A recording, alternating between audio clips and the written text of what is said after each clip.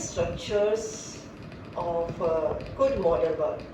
The most touchy, the most you can say favorite one.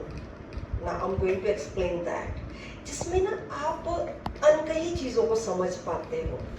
आपके अंदर वो feeling है कि किसी का आप कोई बात जिस तरीके से कर रहा है तो आप उसकी फीलिंग को परसीव कर पा रहे हो, सेंस कर पा रहे हो कि वो क्या कहना चाह रहा है. जैसे या I could understand, I could sense your pain. मैं तुम्हारा पेन समझ पा रही हूँ. ठीक है. कई बार ऐसे फ्रेंड सर्कल में होता है, रिलेटिव्स में, है ना.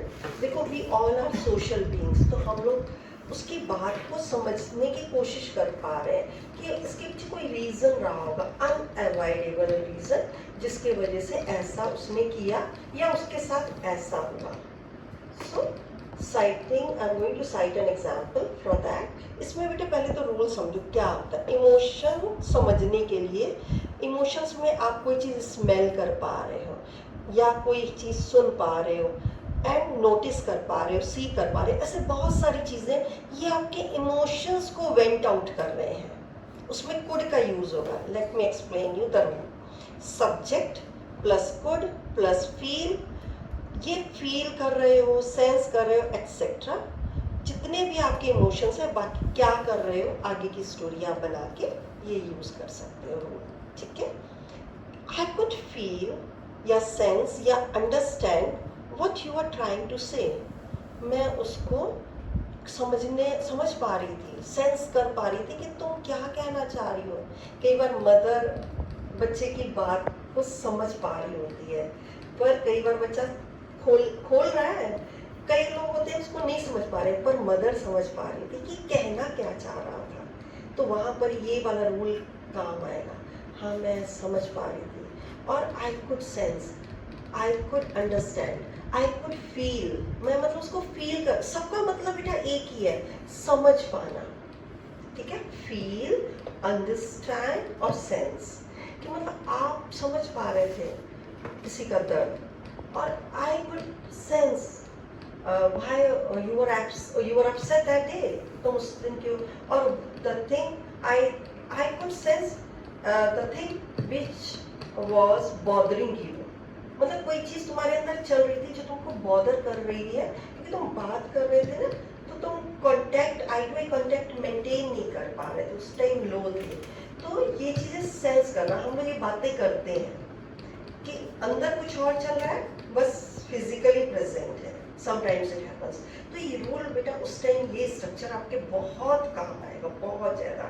Specially when you have a cozy relationship, friends, there are so many friends, so that time it will help you. घर में ब्रदर सिस्टर की बात समझ पा रहे, अमंग सिबलिंग्स. हाँ, मैं समझ पा रही थी जब तुमको मैम डांट रहे थे, या कहीं से तुमको कोई दिक्कत कोई कर रहा था, तो मैं समझ पा रहा था. तो लेट मी एक्सप्लेन यू. मतलब मैं महसूस कर पा रही थी या समझ पा रही थी या समझने की कोशिश कर पा रही थी कि तुम क्या कहना चाह रही थी. अच्छा, अब क्या है कि बच्चे ने तैयारी नहीं की है कंपटीशन की, तो मैं बाद में उसको कहती हूँ, हाँ, I could see fear in your eyes, क्योंकि सम अनअवॉइडेबल रीज़न हुआ, बच्चा तैयारी नहीं कर पाया अपने कंपटीशन की, स्पीच कंपटीशन की. तो बेटे मैं देख पा रही थी, I could see fear in your eyes. देखना तो सी लगा देना. सेंस करना यानी कोई चीज़ आप रियलाइज कर पा रहे हो, इन्फर कर पा रहे हो, कोई चीज़ आप परसीव कर पा रहे हो, तो वहाँ पर आपने सेंस, अंडरस्टैंड, ये वाले वर्ड्स लगाने हैं, जिसको आप समझ पा रहे हो, किसी चीज़ को आप सेंस कर पा रहे हो. अंडरस्टैंड, सेंस मैंने ये बताया. ठीक है. Feel is very easy. अगर नहीं सेंस वर्ड याद रहता है, हाँ, मैं तुमको समझ पा रही हूँ, आई could understand you the way you were talking that day. ठीक है. क्योंकि अंदर कुछ चल रहा था तेरे दिमाग में, ऐसे हम स्टोरीज बनाते हैं. See, I could tell that you all understand good model work very well. Again मैंने बहुत अच्छा सेंटेंस लिखा. हाँ, अब एक चीज़ और बताना है. या टेल का मतलब ये नहीं कि बताना, मैंने इसको और क्लियर किया है. मैं समझ गया था या समझ गई थी, या मैं भाग गई थी, मतलब मैंने उसको सेंस कर लिया था, या मुझे पता चल गया था कि आप सब ने अच्छे से सारे स्ट्रक्चर्स समझ लिए हैं. गुड मॉडल वर्ड है, ठीक है। तो उसमें टेल वर्ड यूज करना, ये आज का द मोस्ट अपडेटेड स्ट्रक्चर है। टेल, टेल का मतलब क्या होता है? बताना। But when you talk to any foreigner he will use the tell। तो टेल का मतलब ये नहीं सोच लेना कि बताने की बात हो रही है। टेल का मतलब यही समझना कि I could sense, मतलब मैं समझ गया था कि तेरे अंदर क्या चल रहा है, ठीक है। और मैं समझ गया था कि आपको सारे रूल याद है विद योर एक्साइटेड फेसेस, मतलब आपके सारे एक्साइटेड फेसेस थे, आप पूरे जोर शोर में थे, तैयारी करके आए थे। तो वहाँ पर ये sense word feel, understand, tell. और मैंने मैं नोटिस कर पा रहा था कि एक बच्चा शांत है, यानी वो कोई हलचल नहीं कर रहा क्योंकि उसने तैयारी नहीं की है। I could notice that boy he couldn't prepare और he didn't prepare, could मतलब वो नहीं कर सका due to some unavoidable reason, ठीक है। और उसने तैयारी नहीं की, तभी वो शांत था। तो ऐसे बहुत सारी स्टोरीज आप बना सकते हो जिसमें आप अपनी फीलिंग को रिफ्लेक्ट कर सकते हो। Expression of your feelings using this structure I could plus sense, here, notice, feel etc. Got this? Let me ask question from the window. Okay.